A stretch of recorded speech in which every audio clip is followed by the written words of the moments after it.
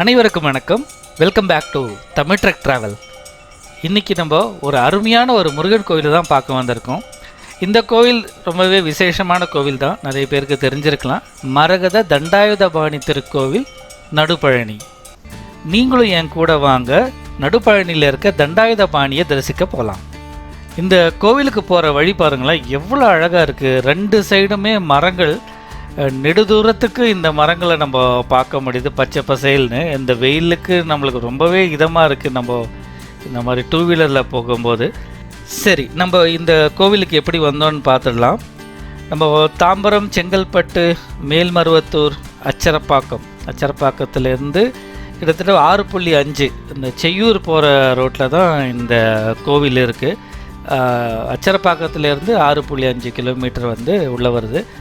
சென்னையிலேருந்து கிட்டத்தட்ட ஒரு 76 கிலோமீட்டர் வருது இந்த கோவிலுக்கு. நம்ம இதுக்கு முன்னாடி ஒரு வீடியோ போட்டிருந்தோம், பெரும்பேர் கண்டிகை முருகன் கோவில். அந்த கோவிலேருந்து 12.5 கிலோமீட்டர் தூரம் இந்த கோவில் இருக்குது. நீங்கள் ஒரே நாளில் வந்து பெரும்பேர் கண்டிகையும் இங்கே நடுப்பழனிக்கு ஒரே நாளில் வந்துடலாம். நானும் ஒரே நாளில் எடுத்தது தான் இந்த வீடியோவும். நம்ம இப்போ கிட்டத்தட்ட கோவில்கிட்ட வந்துட்டோம். இந்த கோவிலுக்கு வர வழியில் ஒரு லெவல் கிராசிங்கும் இருக்குது, அதை தாண்டி தான் நம்ம வருவோம். வந்துட்டோம் நம்ம நடுப்பழனிக்கு. நம்மளுக்கு வலதுபுறத்தில் தான் அந்த கோவில் இருக்குது. நாங்கள் போகும்போது பால் குடம் எடுத்துகிட்டு அப்போ தான் ஆரம்பிச்சிருந்தாங்க கிரிவலம் வர்றதுக்காக. நம்ம இப்போது காஞ்சிபுரம் மாவட்டம் பெருங்கரணை நடுப்பழனிக்கு வந்தாச்சு.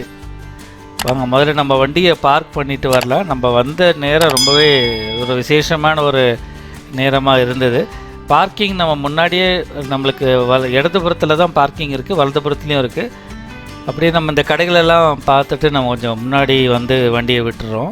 கொஞ்சம் கடைகள் இருந்தாலும் அவர் பார்க்கும்போது நம்மளுக்கு ஒரு திருவிழாவுக்கு வந்த மாதிரி ஒரு தோற்றத்தை தந்தது. இங்கே பார்த்தீங்கன்னா 2 பெரிய மரங்கள் இருக்குது, அவ்வளோ நிழலை தருது. இது பார்க்கும்போதே அவ்வளோ சந்தோஷமாக இருக்குது அந்த பெரிய பெரிய மரங்களை பார்க்குறதுக்கு.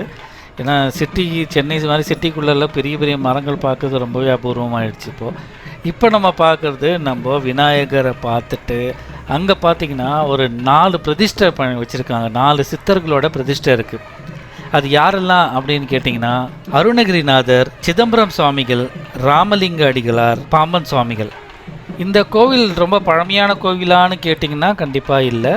ஆனால் இந்த கோவில் பிரதிஷ்டை வந்து யார் பண்ணியிருக்காங்கன்னா சித்தர்கள் தான் பண்ணியிருக்காங்க, ஜீவசமாதியை அடைஞ்சிருக்காங்க. அதனால தான் இந்த கோவில் ரொம்ப ரொம்ப விசேஷமான கோவில். ஏன் இவ்வளோ பேர் வராங்கன்றது நான் போகும்போது பாருங்கள், இந்த மாதிரி எல்லா படிக்கட்டுலேயும் மொத்தம் 120 படிக்கட்டுகள் இருக்குது. அந்த எல்லா படிக்கட்டுகள்லேயுமே உங்களுக்கு இந்த தேங்காய், பூ, பழமெல்லாம் வச்சுருந்தாங்க. ஏன்னா அந்த பால் கூட எடுத்துகிட்டு வரும்போது அவங்க ஒரு படியில் வரும்போதும் அந்த கற்பூரங்களை ஏற்றி வழிபட்டுட்டு போகிறதாக தான் அந்த அமைப்பு பண்ணியிருக்காங்க. இந்த கோவில் 70 ஆண்டு காலமாக இருக்குது. அதுக்கு முன்னாடியும் ஒரு சித்தர், எல்லையப்ப சித்தர் வந்து வேல் வழிபாடு நடந்துட்டு தான் இருந்தது. அதற்கு பிறகு முத்துசாமி சித்தர் அவரால் இந்த கோவிலாக எழுப்பப்பட்டது. அது மட்டும் இல்லாமல் இந்த கோவிலுக்கு நடுப்பழனி வர காரணம், காஞ்சி பெரியவர் ஒரு தடவை இந்த கோவிலுக்கு வந்திருந்தார். அப்படி வந்தபோது அவருக்கு பழனியில் உள்ள பால தண்டாயுதபாணி கோலத்தில் காட்சி தந்திருக்கார் முருகப்பெருமான். அதன் காரணமாக காஞ்சி பெரியவர் இந்த இடத்துக்கு நடுப்பழனி அப்படின்னு ஒரு பெயர் அவர் தான் சூட்டினார். இந்த கோவிலில் நிறைய விசேஷங்கள் இருக்குது. அதில் ஒரு முக்கியமான விசேஷம், இந்த கோவிலின் பிரதிஷ்டை மரகதத்தால் ஆன பிரதிஷ்டை. கிழக்கு நோக்கி இருக்கிற மாதிரி பிரதிஷ்டை வச்சுருக்காங்க. இந்த மலையின் உயரம் பார்த்திங்கன்னா ஒரு 300 அடி தான் இருக்குது. ஒரு குன்று தான், மலைன்னு சொல்லிட முடியாது. இந்த மலைக்கு 2 வழியாகவும் வரலாம். நம்ம இப்போ வந்துட்டுருக்கிறது படி வழியாக வரோம். அது மட்டும் இல்லாமல் இந்த ரோடு இருக்குது பார்த்திங்களா, இது வழியாகவும் வரலாம். ரோடில் வந்து கார் மட்டும்தான் அவங்க வந்து அலோவ் பண்ணுறாங்க. 2 வீலர்ஸ், ஆட்டோ அலோடு கிடையாது. மேலே பெரிய பார்க்கிங் அப்படிலாம் எதுவும் இல்லை, சின்ன பார்க்கிங் தான் இருக்குது. நீங்கள் நடக்க முடியாதவங்க இந்த ரோடையுமே நீங்கள் எடுத்துக்கலாம். நம்ம கிட்டத்தட்ட சாமி கிட்ட வந்துட்டோம். நம்ம இந்த மலைக்கு ஏறத்துக்கு முன்னாடி நம்மளுக்கு இடதுபுறத்தில் முத்துசாமி அவங்களோட ஜீவசமாதியும் இருக்குது. கண்டிப்பாக அங்கே போய் கொஞ்சம் நேரம் உட்காந்துட்டு தியானம் பண்ணிவிட்டு வாங்க. இப்போது கிட்டத்தட்ட முருகனை தரிசிக்க போகிறோம், பால தண்டாயுதபாணியை. இது வரைக்கும் தான் வீடியோ எடுக்க அலௌடு இருக்குது, உள்ள வீடியோ எடுக்க அலௌடு இல்லை. இந்த கடைசி சில படிகளுக்கு முன்னாடி இடும்பன் சன்னதியும் இருக்குது. சின்ன ஒரு கோவில் தான், அதை பாருங்கள்.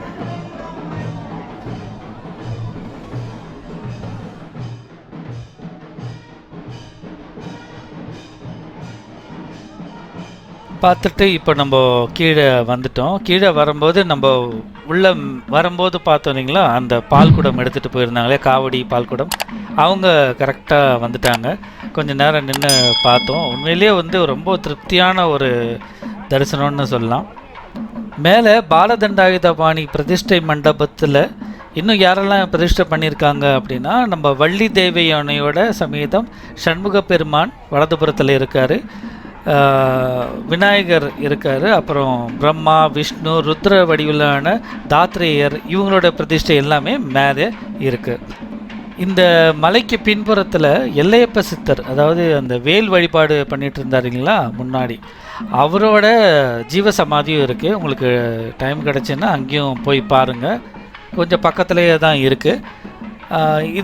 இந்த கோவிலுக்கு பக்கத்தில் பெரிய ஹோட்டல் அந்த மாதிரிலாம் எதுவும் இல்லை, சின்ன கடைகள் தான் இருக்குது. நீங்கள் அதுக்கேற்ப நீங்கள் பிளான் பண்ணிட்டு வாங்க. இந்த கோவிலுக்கு இன்னொரு சிறப்பான விஷயம் என்னென்னா, இந்த 45 அடி உயரமுள்ள முருகன் சிலை தான். நல்ல தங்க நிறத்தில் நல்லா ஜொலிச்சு நிற்கிறாரு. இவரை பார்க்குறதுக்கு ரொம்ப உயரம் உள்ள ஒரு சிலை மாதிரி தெரியாது இந்த வீடியோவில் பார்க்கும்போது. நேரில் பார்க்கும்போது ரொம்ப பிரம்மாண்டமான ஒரு சிலை தான். இவ்வளோ தூரத்துலேருந்து பார்க்கும்போது சின்னதாக தான் உங்களுக்கு தெரியும். நான் கிட்ட கொண்டு போய் காமிக்கிறேன்னு பாருங்கள். மிக உயரம், அதாவது 45 அடி. அப்போது அதுக்கேற்ப ரொம்ப அழகான ஒரு சிலை, ரொம்ப அழகாக சிலை வடிச்சிருக்காங்க. அந்த பாப்பா போகிறாங்க பார்த்தீங்களா, அந்த படி இப்போ தெரியும் உங்களுக்கு அந்த சாமியோட ஹைட் என்னன்னு. நான் கொஞ்சம் கிட்ட போய் காமிக்கிறேன். அந்த சாமியோட கையில் பார்த்தீங்கன்னா தேன் கூடு கட்டியிருக்கு. நீங்கள் போகும்போது கொஞ்சம் ஜாக்கிரதையாகவே போங்க, ஏன்னா நிறைய பசங்களும் வராங்க, யாராவது கல்லு விட்டு எரிஞ்சிட போகிறாங்க. ரொம்ப ஜாக்கிரதையாக இருங்க, ஏன்னா சமீப காலத்தில் தேன் குழவிலாம் கொட்டி நிறைய பேருக்கு பிரச்சனை வந்திருக்கு. கொஞ்சம் ஜாக்கிரதையாகவே இருங்க அந்த இடத்துல. கண்டிப்பாக போய் பார்க்கலாம், ஒன்றும் பிரச்சனை இல்லை. நம்ம எதுவும் பண்ணாமல் இருந்தால் அந்த குழந்தைங்கள் ஒன்றும் பண்ண போகிறதில்ல. இந்த படியில் நடந்து போகும்போது நம்மளுக்கு அந்த வெயிலின் தாக்கம் ரொம்பவே தெரியுது இந்த மாதங்களில். ஆனால் நீங்கள் வண்டியில் வரும்போதோ இல்லை சாமி அந்த இடத்துல போகும்போது மரங்கள் அதிகமாக இருக்கிறதுனால நம்மளுக்கு அந்த அளவுக்கு தெரியல. நீங்கள் பாருங்கள், சாமி எவ்வளோ பிரம்மாண்டமாக ரொம்ப பெருசாக தெரிகிறார் இல்லையா, ரொம்ப அழகாகவும் இருக்கார். கிட்டேருந்து சாமி ஃபுல்லாக பார்க்க முடியாது. அந்த இடத்துல ஒரு சின்னதாக ஒரு கூடு மாதிரி வச்சுருக்காங்க இல்லையா, அதுங்க வந்து சாமியோட பாதம் வச்சுருக்காங்க பாத பூஜை பண்ணுறதுக்காக. பெரும் கருணை ஊர் பாருங்கள், ரொம்ப அழகான ஒரு ஊர் இது. நீங்கள் பெரும்பேர்கண்டிகைக்கு போகிறதா இருந்தால் இந்த கோவிலையும் நீங்கள் பிளான் பண்ணி போங்க. ஷேர், சப்ஸ்கிரைப் எல்லாம் பண்ணி விடுங்க. தேங்க்ஸ் ஃபார் வாட்சிங் தமிழ் ட்ரக் ட்ராவல்.